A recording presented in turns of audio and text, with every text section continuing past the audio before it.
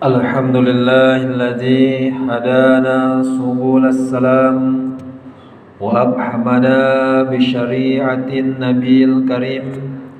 أشهد أن لا إله إلا الله وحده لا شريك له ذو الجلال والإكرام. وأشهد أن سيدنا ونبينا محمدا عبده ورسوله. اللهم صل وسلم وبارك على سيدنا محمد وعلى آله وأصحابه والتابعين بإحسان إلى يوم الدين. أما بعد، فيا أيها الإخوان، أوصيكم ونفسي بتقوى الله وطاعته لعلكم تفلحون. قال الله تعالى في القرآن الكريم: أعوذ بالله من الشيطان الرجيم.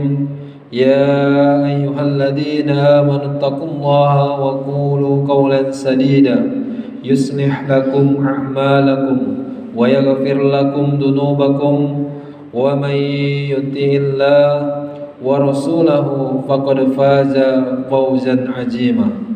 وقال الله تعالى في القرآن الكريم: يا أيها الذين آمنوا اتقوا الله حق تقاته wala tamutunna illa wa antum muslimun. Shadaqallahul azim.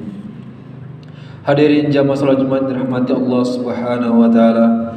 Marilah kita ucapkan syukur alhamdulillahirabbil alamin atas kehadirat Allah Subhanahu wa taala, atas pemberian nikmat yang Allah berikan kita semua, terutama nikmat iman dan Islam, dan tentunya kesehatan dan kesempatan pada Jumat yang berbahagia ini kita dapat hadir di masjid tercinta ini dalam rangka melaksanakan salat Jumat secara berjamaah.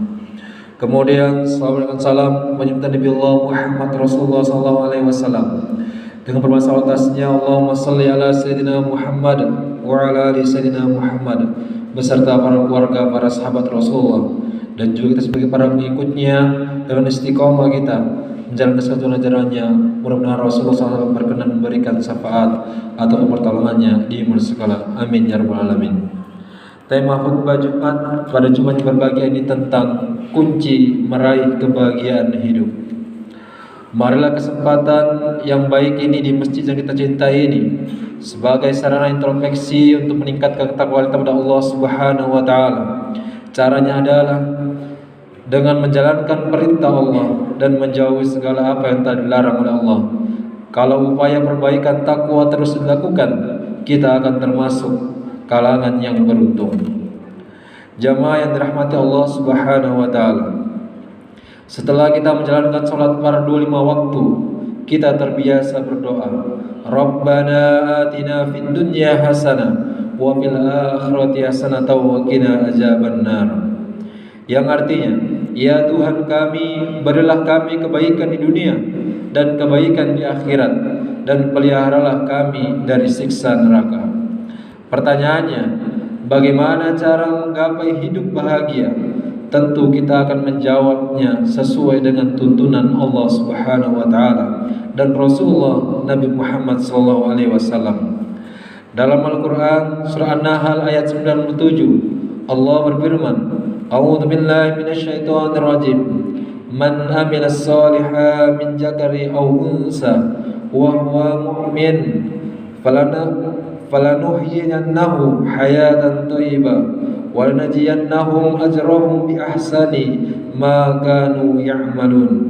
Yang artinya, barang siapa mengerjakan kebajikan, baik laki-laki maupun perempuan, dalam keadaan beriman, maka pasti akan kami berikan kepadanya kehidupan yang baik, dan akan kami beri balasan dengan pahala yang lebih baik dari apa yang telah mereka kerjakan.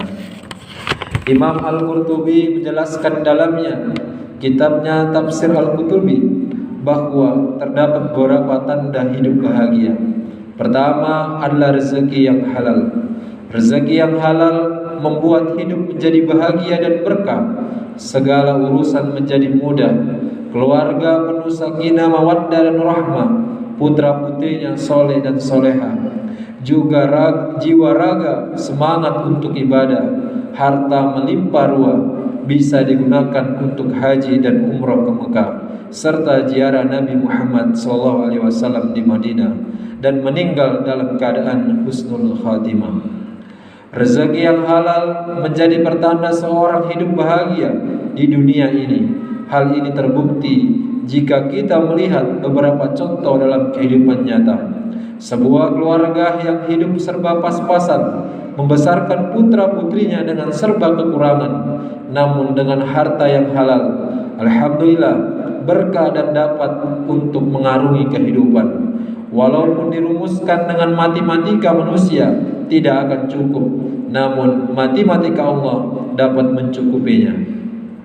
Bagaimana tidak jika sebulan penghasilan kurang dari 1 juta, harus menghidupi 5 anaknya, namun bisa cukup. Tidak hanya itu, karena berkah rezeki halal, anak-anaknya juga menjadi orang yang dapat dibanggakan. Rezeki yang halal merupakan tanda hidup bahagia. Yang kedua adalah qanaah, ridho dengan pemberian Allah. Dalam bahasa Jawa disebut nerimo ing pandum, menerima terhadap bagian yang diberikan Allah Subhanahu wa taala. Seseorang yang memiliki uang banyak, jabatan yang tinggi, harta yang melimpah ruah, namun tidak memiliki sifat qanaah, ridho dengan pemberian Allah, ia akan selalu kurang, serakah, rakus, dan tentunya hidupnya tidak bahagia. Nabi Muhammad SAW bersabda dalam hadis riwayat Imam Muslim dalam Sahih Muslim juz 2 sebagai berikut: qad aflaha man aslam wa ruziqa ghafafan wa qana'ahu Allah bima ata. Yang artinya, sungguh beruntung orang yang masuk Islam, diberi kecukupan rezeki dan diberikan qanaah oleh Allah atas apa yang diberikan kepadanya. Bagaimana agar kita bisa qanaah? Nabi bersabda dalam sebuah hadis yang diriwayatkan oleh Imam Muslim yang artinya, lihatlah orang yang ada di bawah kalian, jangan melihat seorang yang ada di atas kalian. Hal tersebut agar kalian tidak meremehkan nikmat Allah kepada kalian. Sebagai contoh, seorang yang memiliki mobil harus bersyukur karena masih banyak orang yang naik motor dan tidak mampu membeli mobil. Mereka yang naik motor harus bersyukur karena mereka banyak yang naik sepeda dan tidak mampu membeli motor. Orang yang naik sepeda juga wajib bersyukur karena mereka ada yang berjalan kaki dan tidak mampu membeli sepeda. Begitu juga orang yang berjalan harus bersyukur karena masih ada yang tidak bisa berjalan, dan begitu seterusnya. Orang yang memiliki sifat qanaah menunjukkan hidupnya bahagia dan tidak susah. Dan yang ketiga adalah taufiquhu ila ta'at, yakni mendapatkan pertolongan Allah untuk melakukan kebaikan, ibadah dan taat kepada Allah Subhanahu wa taala. Bagaimana agar kita mendapatkan pertolongan Allah? Allah berfirman dalam Al-Qur'an surat Muhammad ayat 7. A'udzubillahi minasyaitonir rajim. Ya ayyuhalladzina amanu in tansurullaha yansurkum wa yusabbit aqdamakum. Hai orang-orang mukmin, jika kamu menolong agama Allah, niscaya Allah akan menolongmu dan meneguhkan kedudukanmu. Menurut Imam At-Tabari dalam tafsirnya, Allah akan menolong orang yang beramal sesuai dengan apa yang dicintai dan diridhoinya, yaitu orang yang berjuang di jalan Allah, seperti orang yang menuntut ilmu, mengajar keilmuan, orang yang memakmurkan masjid dan sesamanya. Mereka lah orang yang akan mendapatkan pertolongan Allah dan hidupnya akan diwarnai dengan kebahagiaan. Hadirin yang dirahmati Allah Subhanahu wa taala. Yang terakhir keempat adalah halawat ta'at, yaitu merasakan manisnya ibadah dan taat kepada Allah Subhanahu wa taala.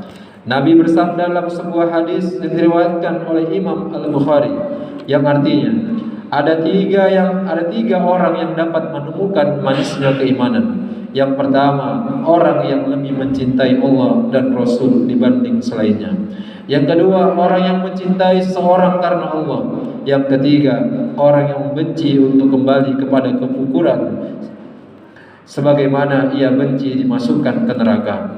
Di sini dapat disimpulkan bahwa anjuran Rasulullah agar kita menggapai kebahagiaan adalah memperoleh rezeki yang halal, qanaah, menerima apa yang telah diberikan Allah, mendapatkan pertolongan Allah dalam ketaatan, dan dapat merasakan nikmatnya keimanan.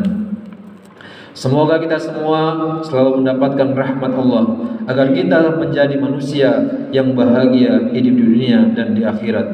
Amin amin ya rabbal alamin. Barakallahu lakum fil Qur'anil azim wa nafa'ani wa iyyakum min ayati wa dzikril hakim. Wa taqabbal minni wa minkum innahu ta'ala jawadul karim malikur barrikur raufur rahim.